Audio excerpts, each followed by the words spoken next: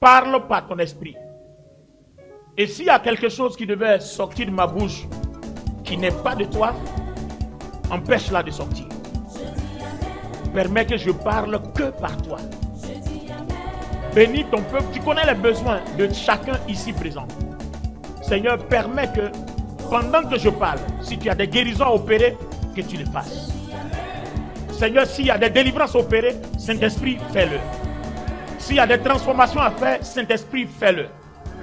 Mais permets que l'Église et ton peuple soient guéris de notre intérieur jusqu'à notre extérieur. Seigneur, reçois toute la gloire au nom puissant de Jésus-Christ, le nom par lequel nous avons la victoire. Amen. Alors, aujourd'hui, nous parlerons, merci de vous asseoir, de la grâce et la croix. Comment porter sa croix. Alléluia. Pourquoi il est nécessaire de porter sa croix? Alors, pourquoi le Seigneur Jésus-Christ parle dans les évangiles de porter sa croix? Gloire à Dieu. Allons-y dans la parole de Dieu. Version Bible du Semeur. Matthieu chapitre 16, versets 24 à 25. Matthieu chapitre 16, à partir du verset 24. Je lis la parole de Dieu. Puis, s'adressant à ses disciples, Jésus dit: si quelqu'un veut marcher à ma suite, qu'il renonce à lui-même, qu'il se charge de sa croix et qu'il me suive. Car celui qui est préoccupé de sauver sa vie la perdra. Mais celui qui perdra sa vie à cause de moi la retrouvera. Si un homme parvient à posséder le monde entier, à quoi cela lui sert-il s'il perd sa vie? Et que peut-on donner pour racheter sa vie? Le Fils de l'homme viendra dans la gloire de son Père avec ses anges, et alors il donnera à chacun ce que lui auront valu ses actes. Amen. Alors, moi je lis la version parole vivante. D'accord? Écoutez-moi. Si quelqu'un veut être mon disciple, dit Amen, et marcher avec moi, qu'il renonce à tous ses droits sur lui-même. Ah, c'est fort, hein? Tu vois que c'est pas la même chose, hein? Qu'il renonce à tous ses droits sur lui-même, qu'il se charge de sa croix et qu'il marche sur les traces de mes pas. En effet, celui qui est préoccupé de sauver sa vie d'ici-bas perdra sa véritable vie. Mais celui qui acceptera de perdre sa vie ici-bas par amour pour moi trouvera la vraie vie. Si un homme arrivait à posséder le monde entier au prix de sa vie, à quoi cela lui servirait-il? Que pourra-t-il bien donner pour la racheter? Bien. Si quelqu'un veut marcher après moi, qu'il renonce à tous ses droits. Cette parole est forte. Merci de vous asseoir. Qu'il renonce à tous ses droits. Donc en fait, le Seigneur Jésus est en train de nous dire que toi et moi, nous avons des droits. Mais ces droits-là, si on veut être ses amis ou ses disciples, si on veut être avec lui, si on veut avoir une relation avec lui, ces droits-là, on ne doit pas les utiliser sauf s'il veut bien qu'on s'en serve. Donc déjà, comment porter sa croix? L'image commence à se dessiner. Donc tu as tes droits et puis tu ne vas pas t'en servir. Tu vas à chaque fois demander au Seigneur, qu'est-ce que je fais? Et puis il va te dire, soit laisse, pardonne ou prie. C'est ça, porter ta croix. Amen. Alors, je vais donner un exemple d'illustration et puis nous allons voir. Et puis vous allez comprendre ce que c'est que porter sa croix. Douce, viens. Alors, je vais prendre... ouvrez bien. Suivez bien la démonstration. Hein? Alors, voici deux personnes. Alors, je suppose que toi, tu es son meilleur ami. Elle est ta meilleure amie. D'accord? Tout ce qu'elle gère dans sa vie, tu es au courant. Et puis, tout ce que tu gères dans ta vie, elle est au courant. Et puis, il se pourrait que vous deux, vous avez fait une affaire. Mais c'est tellement secret. Normalement, si on découvre la source de votre affaire, là, vous deux, vous allez en prison. D'accord? Alors qu'il s'avère qu'à un moment donné, toi, tu as commencé à être jaloux d'elle. Alors qu'elle, elle t'ouvre son cœur. Et puis elle te donne tout. D'accord? Tous ces business, elle te met dedans. Or, toi, dans tes business là, il y a certains qui retiennent et puis il y a d'autres qui la mettent dedans. Mais elle ne sait pas. Et puis elle pense que toi, tu l'aimes. Alors, elle a un marché de 15 milliards. Vous suivez bien? Elle a un marché de 15 milliards. Et quand elle t'a annoncé, tu te rends compte que quand elle finit de fournir son marché, elle a un bénéfice de 5 milliards. Alors toi, tu es jaloux. Tu aurais bien voulu que ces 5 milliards-là te reviennent. D'accord? Et tu sais comment elle fait pour avoir ses marchés. Tu sais que si c'est dévoilé, elle va en prison. Donc toi, tu t'en vas. Donc Dakouri, on suppose que, mets-toi à l'autre côté là-bas, on suppose que c'est toi qui donnes les marchés. Donc toi, va parler à l'oreille de Dakouri. Suivez bien, hein? Va, tu parles à l'oreille de Dakouri.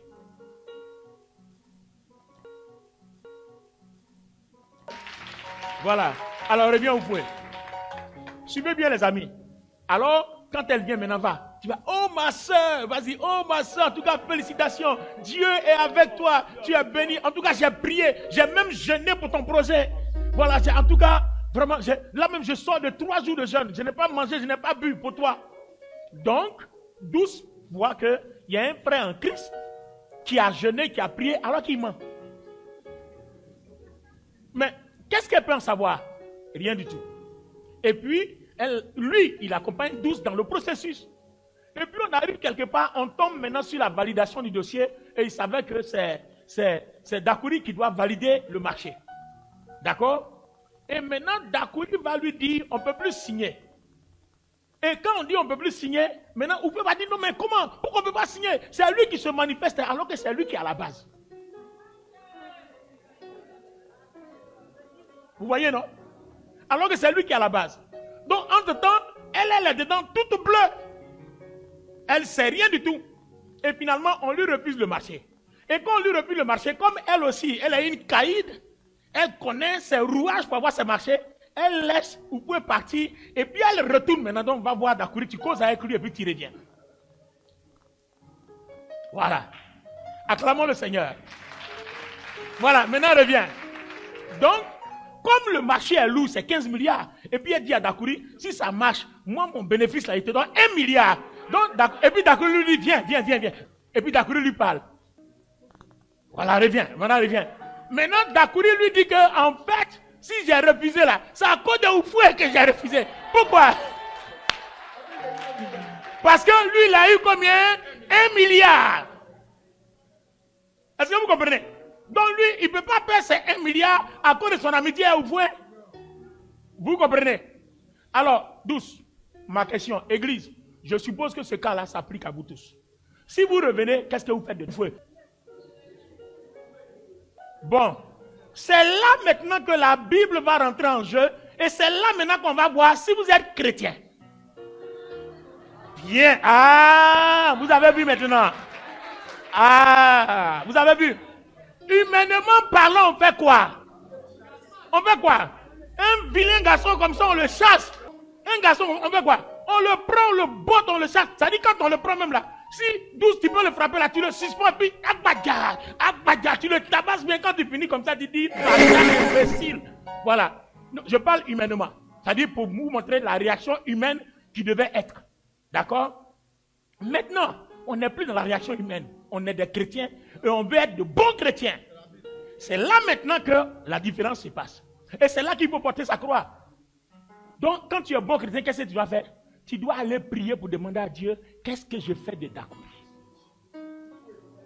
Qu'est-ce que je fais d'Oufoué? Vous comprenez? Tu dois maintenant aller prier, Seigneur. Donc, je fais quoi d'Oufoué? Voilà ce que la Bible exige que tu fasses. Si tu as quelque chose contre ton frère, va vers lui. Or, si tu vas vers lui, c'est avec quel cœur tu vas vers lui? Parce que sur le champ, tu es déçu, tu es en colère. Donc Dieu dit, fais un tour dans la prière, donc va à la chair. On suppose que dans ta maison là-bas, tu es en train de prier. Non, mets-toi à genoux là, elle est en train de prier, elle va à la chair. Est-ce que tout le monde comprend? Alléluia! Alors, pendant qu'elle est en train de remercier Dieu, enfin, elle est en train de présenter la situation au Seigneur, Dieu lui dit, pardonne, ça fait 1.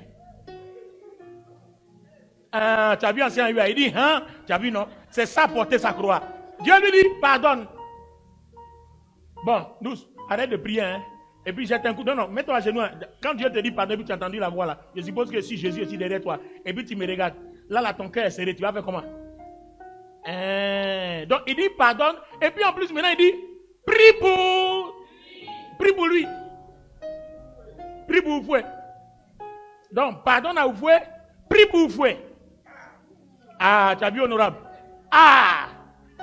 Donc, voilà ce que nous autres, Dieu a l'habitude de nous imposer. C'est pour ça que souvent, quand on ne sait plus quoi faire, on bavarde en fait. Parce que quand tu bavardes, ça te libère. Sinon, si tu gardes ça en toi, là, ça peut te rendre fou. Il dit, pardonne, prie pour lui, pardonne-lui, et puis prie pour lui. Maintenant, c'est pas fini, hein. Dans la prière, tu n'as pas le choix parce que c'est le Seigneur qui te dit, si tu dis ça là, il va annuler les 15 milliards. Donc tu es obligé de dire, je pardonne. Tu vas prier pour lui. Ton cœur est serré, hein, mais tu vas prier. Tu vas prier. Donc quand tu as fini de prier là, lève-toi. Quand tu as fini de prier, c'est pas fini, hein. C'est pas fini. Parce que maintenant il faut passer à l'acte. Tu as fait semblant d'avoir, oui Seigneur, à cause de tes 15 milliards. Maintenant, va voir, Oufoué, qu'est-ce que tu vas faire? 12, tu es sûr. Non, attends, les anciens, attends. J'ai dit, attends, église, puissance! J'ai dit, non, attendez, vous êtes sûr? Non, on a qu'à se dire la vérité ici, hein. Non, vous êtes sûr? Tu vas venir simplement comme ça? Ah, attends, non, elle me reconnaît, elle dit non. Vous voyez? Donc ça va être un processus. Ça veut dire que il va falloir que tu laisses Dieu changer ton cœur. Et ça ne sera pas facile, ça ne peut pas prendre un jour. C'est vrai, tu as pardonné à Oufoué, tu as prié pour lui, mais si tu le vois que tu le salues, je suis sûr, tu vas le saluer hypocrite. Bonjour. C'est-à-dire tu le salues, et puis tu vois, tu regardes au nord, et puis tu le salues au sud. Voilà. Pendant que ta main salue au sud, ton visage regarde au nord.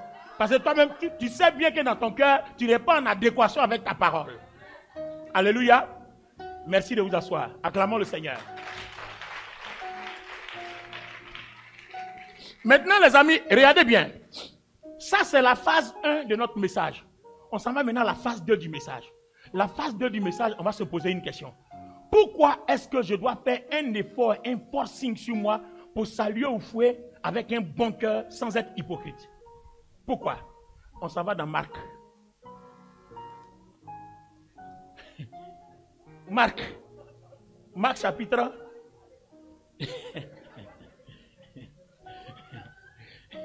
Marc chapitre 11 commence à lire à partir du verset 20. Quand on va lire d'abord, apparemment, ça n'a aucun rapport, hein, mais ne vous inquiétez pas. On arrive. Le passage qu'on va lire là, ça n'a aucun rapport avec la question que je viens de poser. Mais vous allez voir comment on va faire le lien avec la question posée. Amen. Alors, Marc chapitre 11, Bible du Semeur, lis-moi d'abord du verset 12 au verset 14, et puis après du verset 20 au verset 26. Quelqu'un me donne son amen bien? Le lendemain, comme il sortait de Béthanie avec eux, il eut faim. Il aperçut de loin un figuier couvert de feuillage. Il se dirigea vers cet arbre pour voir s'il y trouverait quelques fruits. Oui. Quand il se fut approché, il n'y trouva que des feuilles, car ce n'était pas la saison des figues. Oui. Verset 14. S'adressant alors au figuier, il lui dit, que plus jamais personne ne mange de fruits venant de toi. Et ses disciples entendirent. Non, va maintenant au verset 20. Le lendemain matin, oui, continue. En passant par là, ils virent le figuier. Il avait séché jusqu'aux racines. Ensuite, 21. Pierre, se souvenant de ce qui s'était passé, dit à Jésus, Maître, regarde le figuier que tu as maudit. Il est devenu tout sec. Jésus répondit, ayez foi en Dieu. Vraiment, je vous l'assure, si quelqu'un dit à cette colline, soulève-toi de là et jette-toi dans la mer, sans douter dans son cœur, mais en croyant que ce qu'il dit va se réaliser, la chose s'accomplira pour lui. C'est pourquoi, je vous le déclare, tout ce que vous demandez dans vos prières, croyez que vous l'avez reçu et cela vous sera accordé. Quand vous priez, si vous avez quoi que ce soit contre quelqu'un, pardonnez-lui pour que votre Père Céleste vous pardonne lui aussi vos fautes. Mais si vous ne pardonnez pas, votre Père qui est dans les cieux, il ne vous pardonnera pas non plus vos fautes. Très bien, on peut acclamer la parole du Seigneur. Alors, les amis, ça commence à être clair, non? Donc, Douce n'a pas le choix. Elle est obligée de pardonner parce que si elle ne pardonne pas, le jour où elle aussi commettra une erreur envers quelqu'un, Dieu permettra qu'on lui fasse comme elle a fait à Oufoué. Donc tu vois que le Seigneur Jésus ne te laisse pas le choix. Alors d'où vient notre titre? La grâce et la croix. Virgule, comment porter sa croix? Regardez pourquoi on n'a pas le choix. Vous allez comprendre par vous-même. Les amis, le Seigneur Jésus-Christ parle au figuier. Come on. Le lendemain, il revient, le figuier a séché. La parole s'est accomplie sur le figuier. Alors que le même Seigneur dit, devenez mes imitateurs. Donc, imitateur signifie que ce qu'il fait là, moi aussi je fais, et lui et moi, on a le même résultat. Combien de fois as-tu parlé, puis ta parole a eu effet? Donc, vous voyez que souvent dans la vie chrétienne, s'il y a des choses qu'on laisse tomber, c'est parce qu'on pense aux bénéfices. Qu'est-ce que je gagne quand je laisse tomber? Et qu'est-ce que je perds quand je me venge? Donc tu comprends que une fois que tu as fait le lien, tu vas faire un choix. Si tu veux souffrir aussi, venge-toi, mais la souffrance t'attend après. Maintenant, si tu veux gagner, alors ne te venge pas. Choisis de souffrir et puis après la réjouissance que Dieu va t'accorder, va te consoler de tes douleurs. Donne une main avec moi, avec le Seigneur. Alléluia. Alors, regardez bien ce qui m'a plu. Les disciples veulent faire comme lui. Alors, Pierre a eu un clin d'œil. Seigneur, l'arbre, le figuier contre lequel tu as parlé a séché. Et puis le Seigneur lui dit, si vous avez la foi, vous allez faire la même chose. Donc en fait, on peut être ses imitateurs. Nous aussi, on peut faire la même chose, mais à condition d'avoir la foi. Et on nous a parlé de la foi, mais on ne nous a pas enseigné que la foi, c'est tout un processus. Alors, je vous prends les deux définitions de la foi, et puis vous allez savoir où on va. D'accord? D'abord, dans Romains chapitre 10, 17. La foi vient de ce qu'on entend, et ce qu'on entend vient de la parole. Donc, moi, ma question, si ta foi que tu dois avoir pour pouvoir parler aussi au figuier, pour que le figuier devienne sèche, si ta foi là vient de la parole, et que la parole c'est ce que tu entends, toi tu as entendu quoi dans la parole? Voilà la question. Ce que tu as entendu dit, si tu ne pardonnes pas, il ne te pardonnera pas aussi. Ce qu'on a entendu dire aussi dans 1 Jean 2, verset 5, Dieu est lumière, en lui il n'y a point de ténèbres. Et maintenant la suite dit que celui qui ne pardonne pas, qui n'aime pas son frère, est dans les ténèbres. Là je me retourne dans 1 Jean 2. Et dans 1 Jean 3, il est dit, un enfant de Dieu qui a la lumière ne peut pas pécher parce que la vie de Dieu est implantée en lui.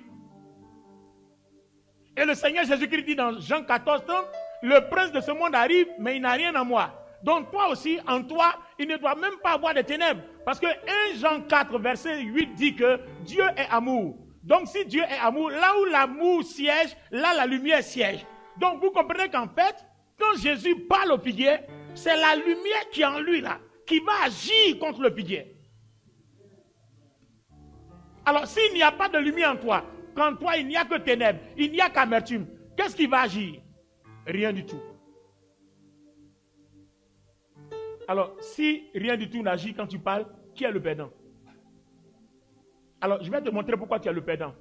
Allons-y dans Proverbes, le chapitre 18, le verset 21. Je suis dans la version parole vivante. Vous ne l'avez pas. Vous ne l'avez pas parce que parole vivante, ces Bibles sont séparées. La mort, bon, lisez-moi la version Louis II pour qu'on puisse mieux comprendre la version parole vivante. La mort et la vie sont au pouvoir de la langue. Quiconque l'aime en mangera les fruits. D'accord. Maintenant, regardez, parole vivante dit, la mort et la vie sont au pouvoir de la langue. vous aurez à vous rassasier des fruits que votre langue aura portés. Voilà la différence. Vous aurez à vous rassasier des fruits que votre langue aura portés. Ça veut dire que notre bouche qui est là, elle est un bénéfice pour nous à partir du moment où la parole que nous prononçons a des capacités de décanter les situations financières, matérielles, spirituelles, sociales, etc. Alors, je vous donne un exemple. Vous allez comprendre pourquoi il faut pardonner. Parce que tu ne pardonnes pas, tu perds ta lumière. Et si tu perds ta lumière, si tu te retrouves devant le danger, il n'y a personne pour te délivrer. Tu n'as que ton cœur et ta parole. Il y a longtemps de cela, hein, et ça, on m'a raconté au début de mon ministère, une jeune sœur, à cette époque-là, le carrefour qui est ici à Cocody, on appelait ça carrefour de la mort, il n'était pas encore baptisé carrefour de la vie. Il s'est passé quelque chose là-bas d'extraordinaire. La jeune fille, elle est de œuvre mission. Vous voyez, à son foulard attaché, elle marche. Et puis, il y a deux brigands qui sortent des broussailles. Parce qu'en ce moment précis, ce n'est même pas comme moderne comme ça. Sortent des broussailles alors que c'est des violeurs pour la violer. Et qu'est-ce qui s'est passé? Elle a concentré sa foi. Parce que le Seigneur a dit, si vous avez la foi. Et puis elle a dit, esprit d'impudicité, au nom de Jésus, je te lie. Le premier voyou qui a foncé, il est terrassé, boum, l'autre a commencé à fuir. Bon, elle aussi, comme elle ne sait pas ce qui s'est passé, elle aussi, elle a commencé à fuir. Mon cher, ça vaut mieux. Alléluia. Voilà, ça vaut mieux. Gloire à Dieu. Ça vaut mieux. Donc, elle aussi, elle a fui, elle est partie. Alors, dites-moi, qu'est-ce qui l'a sauvé? Sa parole. Qu'est-ce qui l'a sauvé? Mais pourquoi sa parole terrasse quelqu'un? Parce qu'il y a la lumière dans son cœur. Alors, je vais maintenant vous démontrer dans les Écritures comment est-ce qu'il faut unir le cœur et notre langue et notre parole pour que ce qui vient de notre cœur soit une puissance et une force. Donc, vous voyez que quand vous arrivez à cette conclusion-là, vous pouvez peut-être réagir quand on vous fait quelque chose, sauf si vous n'avez pas le choix. Vous réagissez. Mais si vous avez le choix, c'est mieux de choisir souffrir. Pour ceux qui se souviennent, c'est exactement ce que j'ai essayé de dire par les deux témoignages me concernant que j'ai rendu dimanche. En fait, c'était pour aboutir à là. Alléluia. C'était pour aboutir à là. Et puis maintenant, rendre la transition pour dire comment porter sa croix. Et puis dire dimanche prochain. Voilà, comme je fais d'habitude. C'était exactement ça. Donc vous voyez que par moment, vous n'avez pas le choix. Vous n'avez pas le choix, vous n'avez pas le choix. Mais si vous avez le choix, au lieu de vous venger, c'est mieux de garder le silence. Dieu vous rendra plus grand quand vous souffrez. C'est comme ça. 1 Pierre 3, 18 dit, c'est mieux de souffrir que de se venger. Parce que quand vous souffrez, Dieu augmente son dépôt en vous. Donc vous voyez que si je regarde au bénéfice que je cherche, je ne vais pas aller me venger, c'est mieux que je pleure. Donc vous voyez que quand vous comprenez l'évangile, vraiment, vous souffrez beaucoup. Vous comprenez? Donc vous voyez que souvent, quand nous autres on parle, ce n'est pas qu'on se lamente ou on se justifie, non. Mais on est en train de vous dire que c'est douloureux. Porter sa croix, c'est douloureux, ce n'est pas facile. Par moments, tu deviens fou. Parce que vous avez une vérité en main. Et puis il y a un mensonge qui vous détruit. Vous faites quoi? Et puis Dieu dit, prie pour lui, pardonne-lui. Vous allez faire quoi? Imagine-toi que tu fais un direct de 30 secondes, mais c'est fini. Tu as lancé ta bombe là, c'est fini, ça fait ravage. Maintenant après tu gagnes quoi? Ta lumière s'éteint. Donc vous voyez, le vrai chrétien se pèse sur ces deux actes-là. Entre sa vengeance et le pardon. Entre l'amour et puis la réaction. C'est pour ça que le Seigneur Jésus dit, si quelqu'un veut venir après moi, qu'il se charge de sa croix. Celui qui ne porte pas sa croix n'est pas mon disciple. Ça veut dire que celui qui ne porte pas sa croix n'est pas sauvé. S'il meurt, il ne va pas au ciel. Si la trompette sonne, il n'est pas enlevé aussi. Il va rester pour la grande tribulation. Donc les amis, voilà ce que devenir un vrai chrétien. Donc quand tu as fini douce, tu te vas prier, Seigneur, qu'est-ce que je fais du fouet? Et puis Dieu va dire, pardonne-lui. Il faut pardonner. Parce que si c'est Dieu qui t'a dit, pardonne-lui, pardonne. Parce que la gloire est grande devant. Tu as eu des 15 milliards, il faut pardonner. Attends, c'est quand tu n'as rien eu que ça fait plus mal. Mais attends, on me persécute depuis que je suis béni même là, je m'en fous. Aïe, ça fait quoi? Je m'en fous. Mais quand on te persécute depuis la bénédiction tarde, ça rend fou. Ça fait mal. Ça rend fou. Mais oui, ça fait mal, ça rend fou. Attends, on te persécute, tu es béni. Tu as ce que les persécuteurs n'ont pas. Je m'en fous. Parlez. Je m'en fous. Pendant que vous parlez, mes richesses augmentent, ma gloire augmente, je m'en fous. Mais quand on parle, et puis on te calomnie, et puis c'est chaud sur toi, ça ment sur toi, dans notre langage rural, ça fait mal, hein? On dirait qu'ils ont raison de toi. Voilà, c'est ça. Ancien Gloria a sorti le mot. On dirait qu'ils ont raison. Vous voyez? Donc, être un vrai chrétien, c'est ça. Donc, si tu ne peux pas vivre comme ça, sache que ta relation avec le Seigneur n'est pas bonne. Donc, le jour où tu taperas ta poitrine pour dire j'ai une bonne relation avec le Seigneur, c'est que tu agis comme je suis en train de dire. Mais si tu n'es pas encore arrivé à la phase où tu peux faire ça, c'est même pas la peine de dire que tu es chrétien. Tu es en train de te mentir. C'est pour ça que quand tu pries, ta prière ne fait rien. Mais sinon, quelqu'un qui est en train de prophétiser, qui est en train de prier, tu peux déclarer ici et puis quelqu'un peut être touché à des milliers de kilomètres. Le centenier est venu. Oh Seigneur, ne te déplace pas. Dis un mot. Il a dit une parole. Et comme la lumière dans le cœur du Seigneur, la parole a voyagé et allait guérir quelqu'un là-bas. Alléluia. Alors, on comprend que pour être puissant, Proverbe 18, 21, la version parole vivante dit que nous, on se rassasie du fruit de notre parole.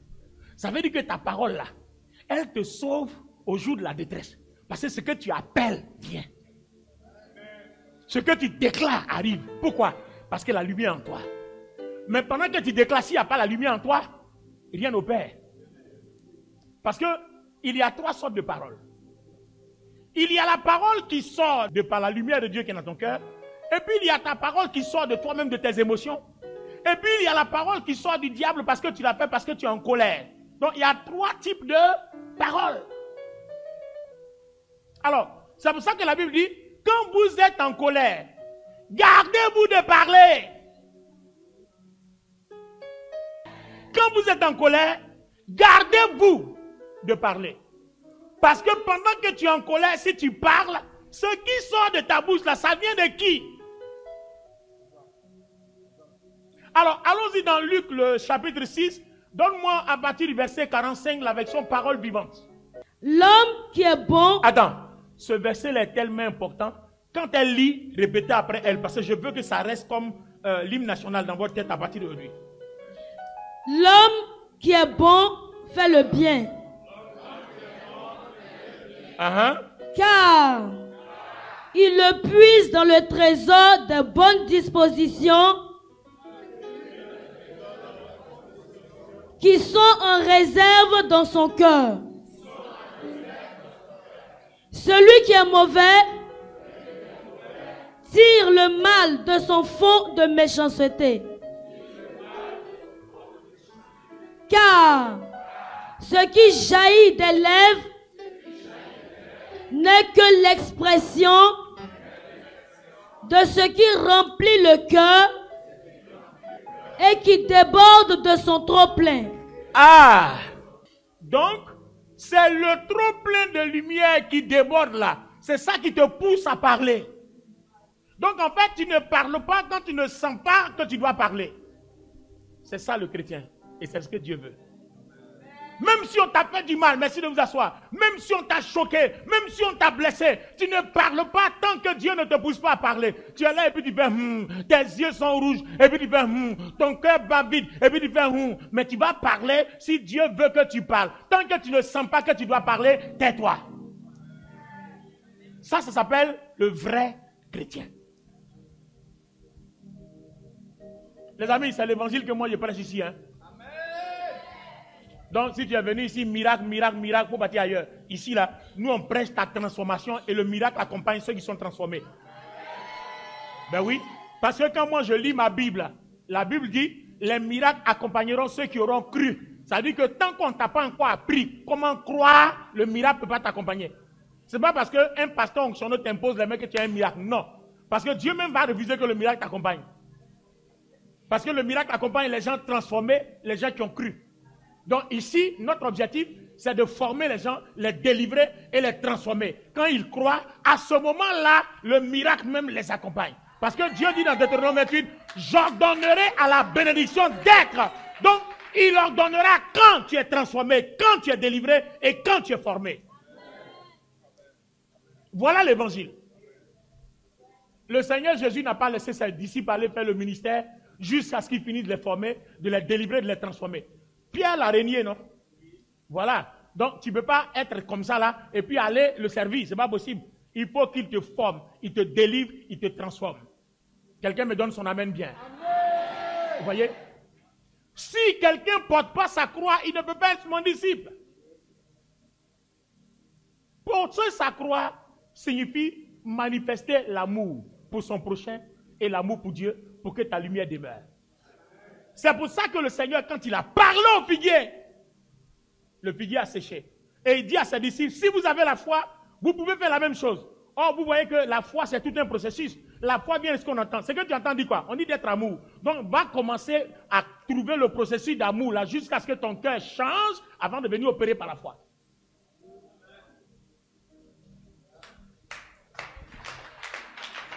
Donc, vous voyez, on lit les versets bibliques. Mais attention, c'est un processus. On lit les versets bibliques, mais c'est un processus. À l'époque, comment est-ce qu'on n'a pas trompé les chrétiens, nous les prédicateurs? Vous marcherez sur les serpents, vous marcherez sur les scorpions, sur toute la puissance de l'ennemi, et rien ne pourra vous nuire. Il ne faut pas nous voir prêcher puis crier, sauter comme ça. Évangéliste Bonnie Olivier, en train de sauter, crier, alors qu'on est en train de marmailler les gens, et puis on ne savait même pas qu'on était en train de leur donner un faux évangile. Parce que quelqu'un va se lever, j'ai la foi. Au nom de Jésus, sort. Et quand les démons se retournent contre lui, qu'est-ce qu'il lui montre? C'est les représailles. Alors qu'on aurait dû dire, si vous avez la foi, il dit, vous marcherez. Et puis, il avait bien dit, rien. Pourquoi rien? Parce que tu es bien formé, tu es délivré, tu es transformé. Le diable n'a rien en toi. Donc quand tu l'as chassé là, même s'il revient là, il tombe encore. Mais toi, tu l'as chassé, tu n'es même pas prêt. Demain, tu sors de ton impudicité. Qui tombe? Quand il vient?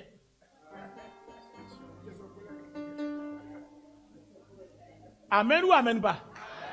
Non, amen ou amen pas? Non, amen ou amen pas? Voilà tout le problème. Donc, il faut qu'on t'enseigne que la foi, ce n'est pas le bavardage. C'est la préparation dans ton cœur. Et puis maintenant, c'est ce qui est dans ton cœur là qui jaillit de tes lèvres. Et c'est ce qui est dans ton cœur qui est lumière, qui est la vie, qui est la puissance de Dieu, qui est le Saint-Esprit. C'est lui qui opère. Donc quand il te donne l'envie de parler, c'est que lui il a envie d'opérer. S'il ne parle pas, ne parle pas parce que rien ne se produira.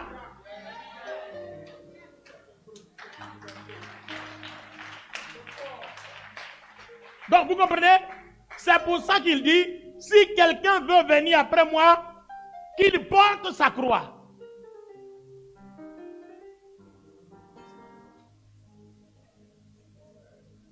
Tu as l'épreuve pour détruire quelqu'un, pour qu'un vent, un phénomène s'arrête.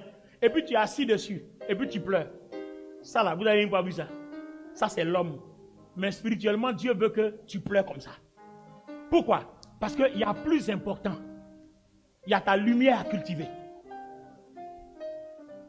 C'est pour ça que je vous dis, Église, si vous voyez quelqu'un qui vous dit je souffre, au lieu de rester là, non, il faut l'aider.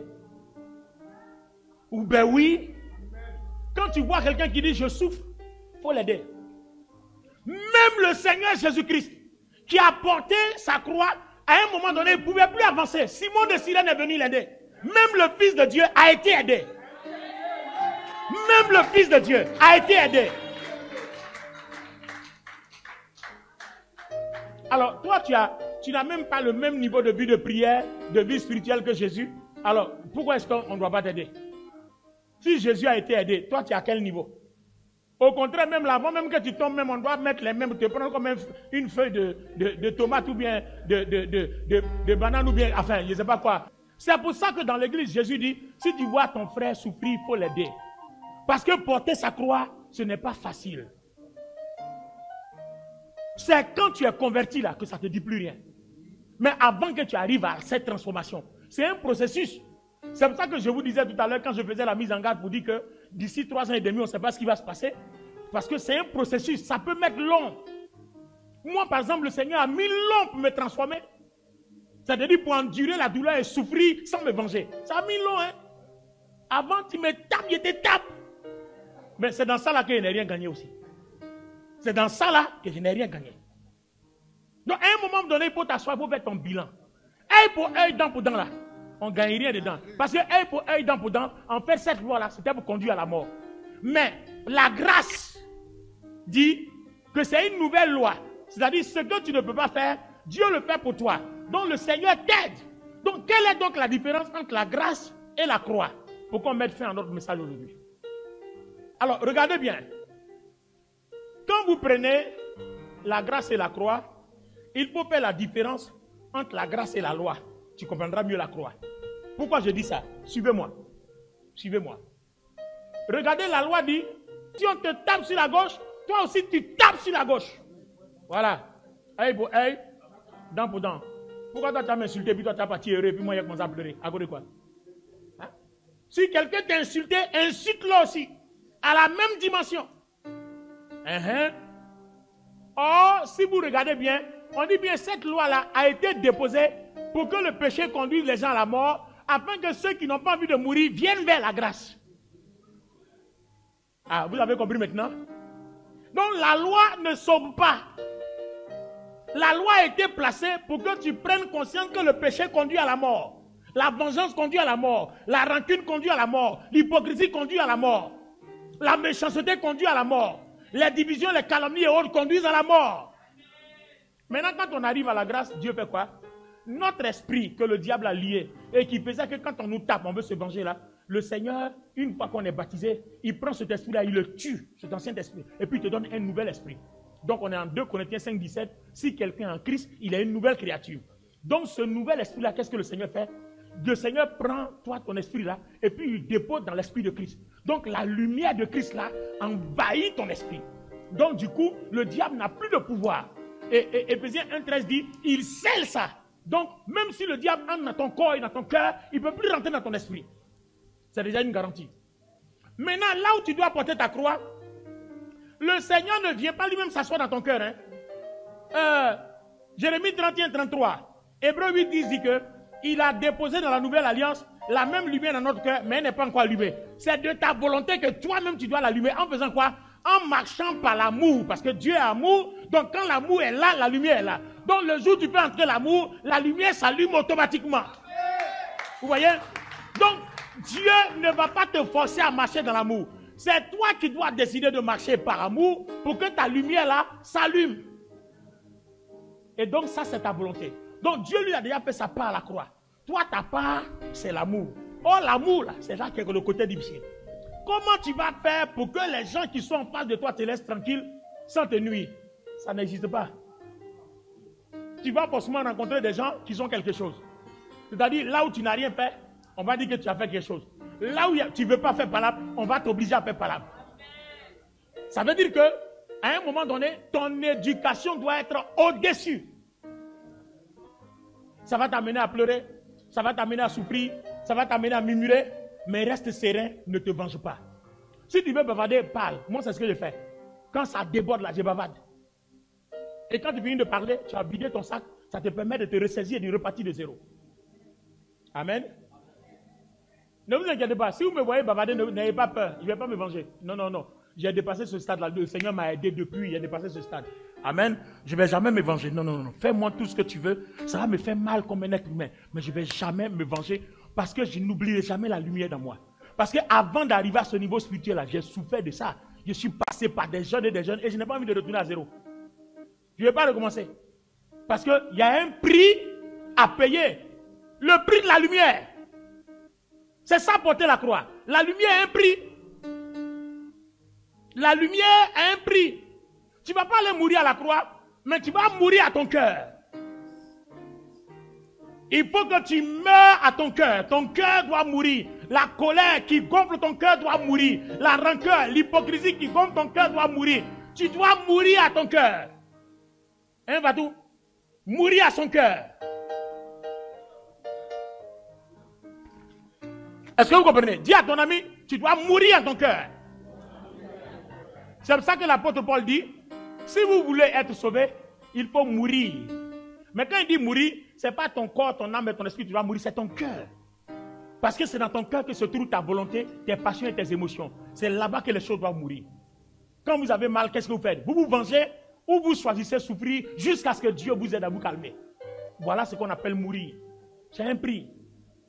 Et c'est pour ça que le diable d'ailleurs, quand le diable a envie de déranger la communion de quelqu'un avec Dieu, c'est ton cœur qu'il va provoquer. Ce qui ne te plaît pas là, c'est ça qu'il va faire. Parce qu'il sait que là, quand tu touches à là, lui là, c'est fini pour lui, il est en colère, il est insaisissable. Et l'ennemi met là. Et le jour, l'ennemi va venir et puis tu ne vas rien faire. Tu vas dire, oh, on l'a perdu. C'est qu'il est délivré. On l'a perdu. Je déclare que l'ennemi te perde au nom de Jésus. Je déclare que la mort te perde au nom de Jésus. Je déclare que les sorciers te perdent au nom de Jésus. Je déclare que la maladie te perd au nom de Jésus. Je déclare que la pauvreté te perd au nom de Jésus. Je déclare que les émotions charnelles te perdent au nom de Jésus. Donne-moi 3 amen puissants. Conclusion. La lumière a un prix. Et aujourd'hui, j'ai juste donné quelques exemples. Mais aimer Dieu et aimer son prochain pour demeurer dans la lumière, ça a un prix. Mesdames et messieurs, ça a un prix. Si vous voulez être un chrétien puissant qui manifeste les dons, ça a un prix. Vous pensez que je suis arrivé à ce stade où aujourd'hui, tout ce que Dieu me montre se réalise. Vous pensez que c'est venu un jour? C'est un prix. C'est un prix. Et j'ai commencé à travailler sur ça il y a longtemps. Et aujourd'hui, je suis en train de me réjouir, de jouir des fruits du travail de longue haleine. Ça ne vient pas un seul coup. Ça va venir étape après étape, petit à petit, petit à petit. Il y a des moments même où même tu dégames même. Parce que tu n'en peux plus. Mais le processus est toujours en cours, ça continue quand même. Dieu continue de te transformer. Quand tu auras atteint la capacité de te soumettre à Dieu et de laisser Dieu guider ta vie, quoique ça ne t'arrange pas, laisser Dieu guider ta vie, à ce moment précis-là, tu auras atteint cette vitesse de croisière. Sinon, il y a des niveaux de gloire que tu n'expérimenteras jamais. Il y a des niveaux de gloire que tu ne vas jamais expérimenter tant que tu n'arrives pas à ce stade. Parce que le niveau de lumière est dû à ton niveau d'amour, donc à ton niveau de sacrifice. Le niveau de gloire et de puissance de Dieu, c'est dû à ton niveau de sacrifice. Avant, on nous avait fait croire que quand on va jeûner 21 jours, on revient avec l'onction. Mais nous tous, on a fait ça où? On est revenu. On a vu quelque chose pendant 2 ou 3 jours après, ça a disparu. En fait, comme tu as jeûné, tu t'es humilié, Dieu te fait grâce. 2 jours après, ça disparaît. Maintenant, il attend que tu lui poses la question, pourquoi ça a disparu? Il va te dire non, c'est pas comme ça. C'est pas parce que tu jeûnes que ton onction monte, mais c'est parce que tu es transformé. Et que tu vis dans l'amour. Et ton niveau de sacrifice pour demeurer dans l'amour est égal au niveau de lumière.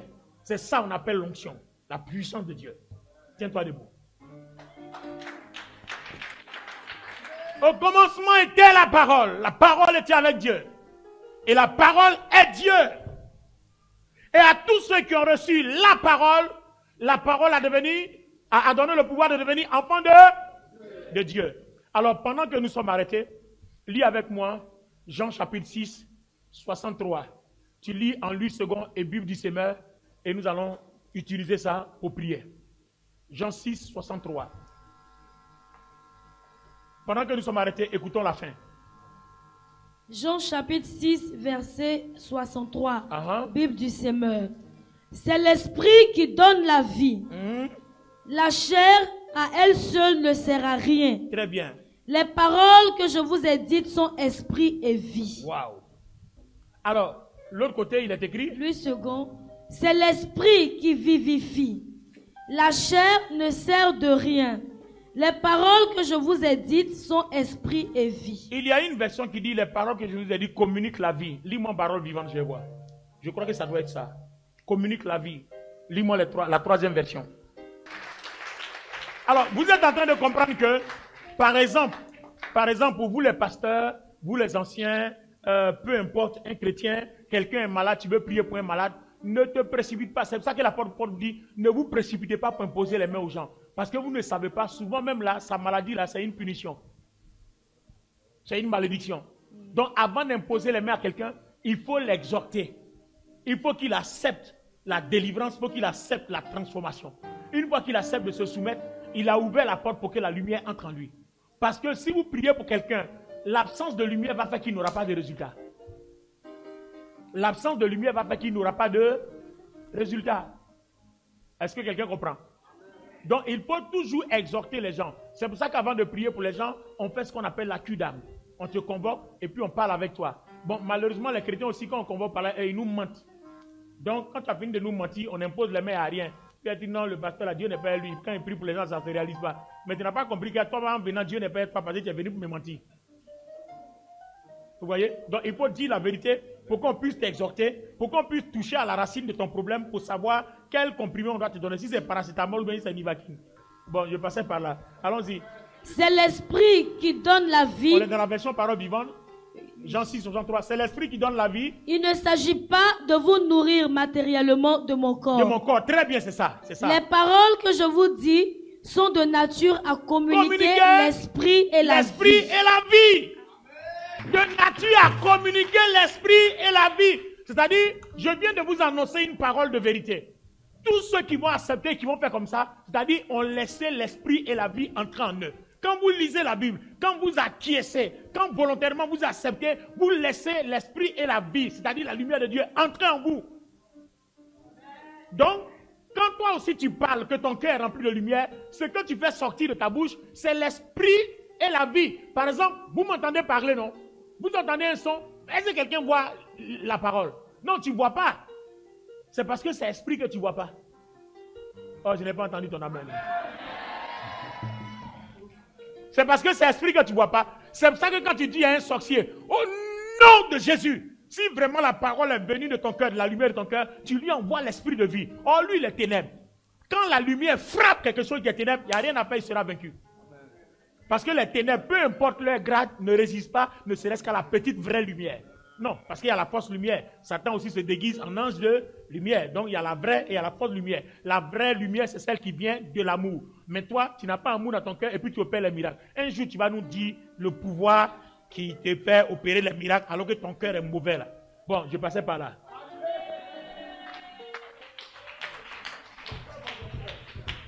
Amen.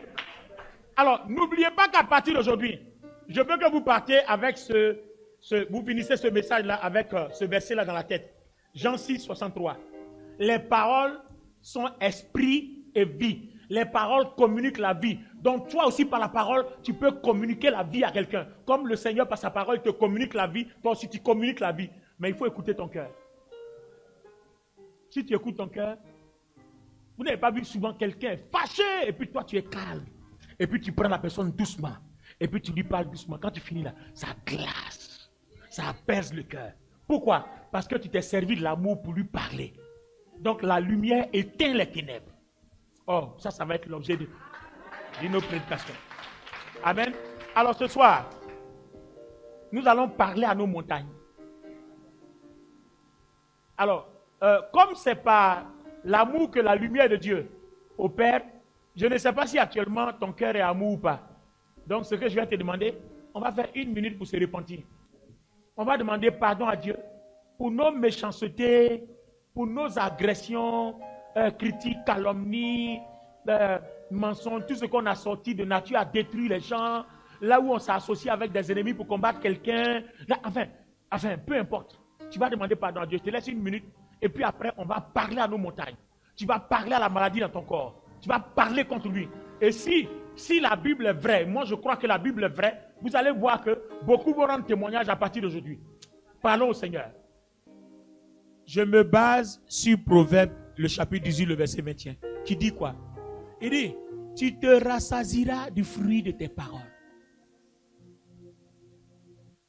Alors, je vais te donner l'autorisation. S'il y a un sorcier qui ne veut pas que tu réussisses, et que c'est à cause de lui, depuis que tu es né là, ça ne bouge pas, commande qu'il meure. Je dis commande qu'il meure. Parce qu'il va falloir qu'un jour, ça s'arrête. Parce que là, tu arrives à une phase où tu n'as plus le choix. tu arrives à une phase où tu n'as plus le choix. La personne qui a fait qu'au travail, là-bas, on ne te donne jamais la promotion, commande que cette personne-là soit déplacée. Parce que le mal ne triomphera pas du bien. Oh, pendant que je suis en train de parler, je vois, il y a quelqu'un qui est ici. Fais attention dans ton bureau là-bas. Quand tu n'es pas là, il y a quelqu'un qui envoûte ton bureau. Ta table et ton siège. Quelqu'un envoûte ça. Si tu veux prendre des précautions, tu vas prendre la personne la main dans le sac. Et aujourd'hui, je te parle par le Saint-Esprit. Le Seigneur est en train de me parler. Tu vas prendre la personne, la main dans le sac. L'endroit où toi tu t'assois pour travailler là, est toujours envoûté. Là. Je dis, je te donne la parole. Prends, ne parle pas. Parce que si tu parles, tu ne vas pas l'attraper. Mais prends des précautions. Sois minutieusement attentif. Tu vas voir que le Seigneur va permettre que tu prennes la personne la main dans le sac. Alors tu vas prier pour que tous ces envoûtements-là retournent contre la personne. Alors donc, regarde à ta montagne. Et puis parlons. Ce que tu vas parler là, Dieu va faire. Prie le Seigneur. Bas les mains, prie le Seigneur. Mettez les deux mains sur la tête. Église, vous avez vu, non? Pourquoi il faut garder la lumière dans son cœur? Parce que ce qui sort de ton cœur là, c'est ce que ta bouche prononce. Donc si ton cœur n'est pas uni à ta bouche, ça ne marche pas. J'ai posé une question au Seigneur. Pendant que vous avez les deux mains sur la tête, écoutez-moi. J'ai posé une question au Seigneur. Seigneur, comment il se fait que souvent dans les songes, les esprits là nous font faire des choses qu'en temps normal dans le naturel on n'acceptera pas? Parce que tu fais des songes, on te fait faire ton esprit, il y a des choses bizarres. Et puis quand tu te réveilles, tu dis mais ça là même en temps normal dans la vie courante là, moi-même de ma volonté je n'accepterai pas. Mais en fait le Seigneur m'a répondu, il dit, c'est parce que ton cœur n'est pas uni à ton esprit. C'est-à-dire la lumière qui habite ton esprit en Christ n'habite pas dans ton cœur. Si la même lumière habite ton cœur, alors ton esprit recevra ta volonté. Donc même si tu dors, tu réagiras comme si tu étais dans le naturel. Si la même lumière qui a scellé ton esprit scelle ton cœur, tu réagiras comme si tu es dans le naturel. Parce que ta volonté, ton esprit s'est saisi de ta volonté. Et comme ta volonté aime la lumière, alors ton esprit se saisit de ta volonté. Donc même quand tu dors, ce qu'on veut te faire faire là, si en temps normal dans le naturel tu n'accepteras pas, ton esprit n'acceptera pas. Donc à un moment donné, par l'amour, il faut unir ton cœur à ton esprit, comme tu unis ton cœur à ta bouche. Rentre au fond de toi. Hier, pour tous ceux qui assistent au Zoom, et je vous conseille d'ailleurs d'être là sur le Zoom, on a fait une bonne expérience. Pendant que tu as les deux mains sur la tête, écoute ceci. Vous savez, il m'est arrivé des moments où je me mets à genoux, je ne parle pas. Je rentre dans mon cœur. Et puis je vais écouter la voix de Dieu, la lumière qui est dans mon cœur. Et j'écoute la voix de Dieu. Dès que je sens une pensée de Dieu, je commence à prier. Et cette parole que je libère se réalise toujours. Donc tu vois que prier, c'est pas toujours, oh Seigneur, et puis on parle, non. Assois-toi, ou bien mets-toi à genoux. Mais moi d'habitude, je préfère me mettre à genoux. C'est la position dans laquelle je me sens plus à l'aise parce que pour moi, c'est respectueux vis-à-vis du Seigneur. Je me mets à genoux et puis je reste là. Et je rentre dans mon cœur. Et je m'en vais écouter mon cœur parce que c'est de mon cœur que vienne ce que je dois dire. Le Seigneur dit, avant que vous vous mettez à genoux, je sais de quoi vous avez besoin. Mais ce dont on a besoin là, il met ça dans notre cœur. Donc regarde dans ton cœur. Regarde dans ton cœur. Et ce qui est là-bas, ce que tu ressens là-bas, là, fais sortir et puis déclare. Et si vraiment la lumière est dans ton cœur, en rentrant dans ton cœur, et puis en regardant au plus profond de toi, tu vas voir que la lumière de Dieu jaillit, ça va te donner des frissons, ça va te faire tressaillir. En tout cas, tu sens qu'il y a la manifestation de la gloire de Dieu qui veut sortir, venir jusqu'avec ton corps. Expérimentez ça. Et pendant quelques secondes, rentre dans ton cœur. Ferme les yeux, ne t'occupe plus de quoi que ce soit. Rentre dans ton cœur. Il y a la guérison dans ton cœur. Il y a la puissance de Dieu qui annule les poisons et les emboutements. Tout ça est dans ton cœur. Garde ton calme, rentre dans ton cœur. Recherche la voix de Dieu. Dieu va te dire quelque chose concernant tes affaires. Dieu va te révéler quelque chose concernant ta vie. Il va t'aider. Il va te prévenir d'une situation quelconque. Rentre dans ton cœur. Rentre en toi-même. Laisse Dieu intervenir. C'est la lumière qui habite en toi qui opère le miracle. Et le Seigneur a un programme. Laisse Dieu intervenir. Et pendant que tu rentres dans ton cœur, le feu de Dieu monte jusqu'à ton cœur. Le feu de Dieu monte et la gloire qui déborde monte jusqu'à ta langue. Et la gloire qui déborde rentre jusqu'à se déverse et remplit ton corps. C'est là que les maladies sont consumées. C'est là que le diabète s'arrête. C'est là que l'hypertension s'arrête. C'est là que le cancer s'arrête. C'est là que le sida s'arrête. C'est là que la mort te quitte. C'est là que les cellules cancéreuses, les cellules contaminées, maintenant disparaissent et sont neutralisées, sont détruites. C'est là que la vie prend la proportion. C'est là que la puissance de Dieu te touche maintenant. Et c'est là que le Saint-Esprit prend tout le contrôle de ta vie. C'est là qu'il brise le joug. C'est là qu'il te donne le pouvoir de dominer ton corps et de marcher sur le péché. Et c'est là que le Seigneur se révèle véritablement à ton âme, à ton esprit. Il se révèle à ta pensée. Et c'est là qu'il délie ta langue. Seigneur, pendant que tes enfants sont ici, guéris-les. Je déclare la guérison de tous ceux qui sont malades. Peu importe la maladie. Peu importe la maladie. Peu importe la maladie. Je vois ta nuque. Je vois ta nuque. Je vois ta nuque. Tu sens une douleur au niveau de la nuque. Tu sens une douleur au niveau de la nuque. Et le Seigneur me dit que tu t'es réveillé avec ça. Tu as dormi, tu t'es réveillé, tu as eu le mal là. Et voilà là, les détails même. De temps en temps, ça disparaît. De temps en temps, ça revient. Malgré tous les remèdes que tu prends, c'est comme ça. Ça s'en va, ça vient. Ça s'en va, ça vient. Le Saint-Esprit te guérit. Au nom du Seigneur Jésus-Christ. Pendant que tu regardes dans ton cœur, la gloire de Dieu, la puissance de Dieu te nettoie. Je vois le Seigneur nettoyer ta vie. Parce que ce mois de juin va être un mois de témoignage. L'ennemi va vouloir t'empêcher de rentrer dans tes gloires. Mais le Seigneur te nettoie pour que son œuvre échoue. La puissance de Dieu, la lumière de Dieu te nettoie. La puissance de Dieu, la lumière de Dieu te nettoie. La puissance de Dieu, la lumière de Dieu te nettoie. La puissance de Dieu, la lumière de Dieu te nettoie. Au nom de Jésus, je déclare que ce mois de mars soit un mois de victoire. Je prophétise ta victoire sur les esprits mauvais. Je prophétise ta victoire sur le cancer. Je prophétise, je ne sais pas, Dieu m'envoie prophétiser contre le cancer. Je prophétise ta victoire sur le cancer. Je prophétise ta victoire sur le cancer. Je prophétise ta victoire sur le cancer.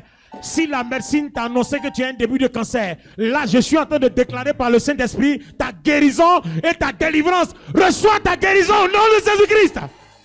Tout ce qui n'a pas marché dans ta vie, qui a été un problème, une lenteur dans ta vie, la lumière du Seigneur repositionne les étapes de ta vie.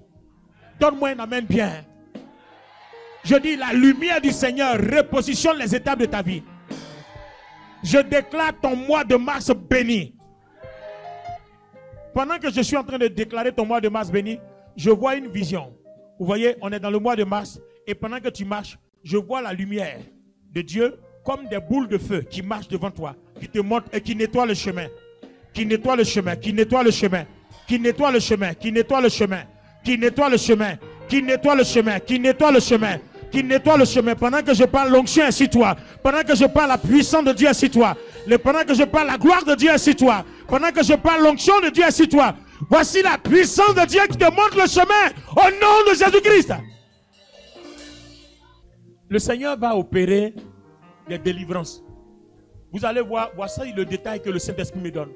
Dans ce mois de mars-là, c'est un mois de rendez-vous. Parce qu'on a un pas de la Pâque. Et le Seigneur anticipe. Vous allez voir, voici les détails. Dans vos faiblesses, les personnes qui ont des faiblesses dans la vie chrétienne, vous allez voir qu'au fur et à mesure que le mois de mars avance, vous allez voir que ces faiblesses-là vont commencer à disparaître. Vous allez vous rendre compte qu'il y a des choses face auxquelles vous étiez faible, même certains péchés face auxquels vous étiez faible, vous allez voir que ça n'arrivera plus. Vous allez vous rendre compte que ces choses-là ne vous arrivent plus, vous les dominez. Je déclare que cela soit ainsi dans ta vie au nom de Jésus. Je déclare que cela soit ainsi dans ta vie au nom de Jésus. Je déclare que cela soit ainsi dans ta vie au nom de Jésus.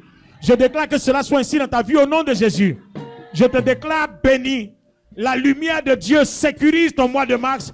Au nom du Seigneur Jésus-Christ, donnez-moi 7 bons amen puissants.